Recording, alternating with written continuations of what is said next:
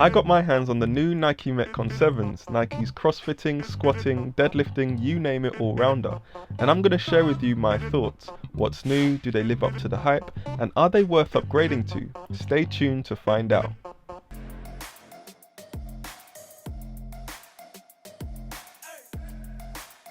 This video review runs alongside the full write-up published over at listedfit.com, so make sure you check that out.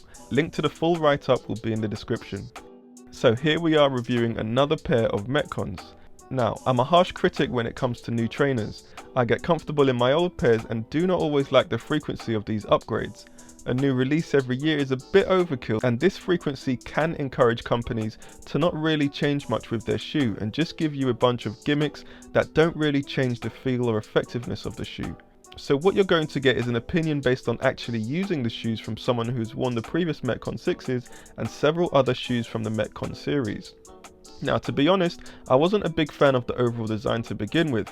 I did frown a bit when I saw the press release, but I will say that the design has grown on me. The first thing I noticed with these before even putting them on is the design of the midsole.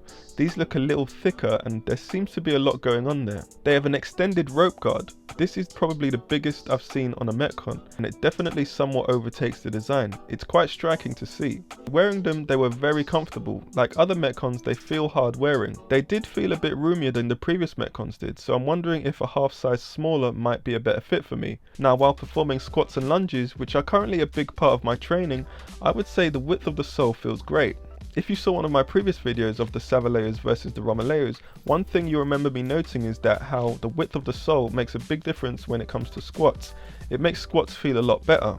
It's amazing how a little bit of width gives me more confidence and sturdiness in the squat. Lunges the same. When you plant your foot down in the lunge, your foot is planted even if the weight of, say, a dumbbell encourages your body to lean out of balance towards a certain direction. These Metcons help keep your foot planted, so working with heavier weights felt better to a degree. One of the negatives though is running. For long distance running, I wouldn't recommend them. These are much better for short distance sprints and jumping, moves that require high bursts of energy, but I don't think any Metcon has ever been really that good for long distance running, so I'm not really that surprised. I did kind of hope that this would change, but I guess you can't have everything. With all of the innovations in the new Metcon 7, the upper is actually a backtrack. Nike went back to the upper mesh design that was found on the 3X Metcon 1s. I prefer this chain link upper mesh material, mainly because it's more comfortable. I'm actually glad they brought it back.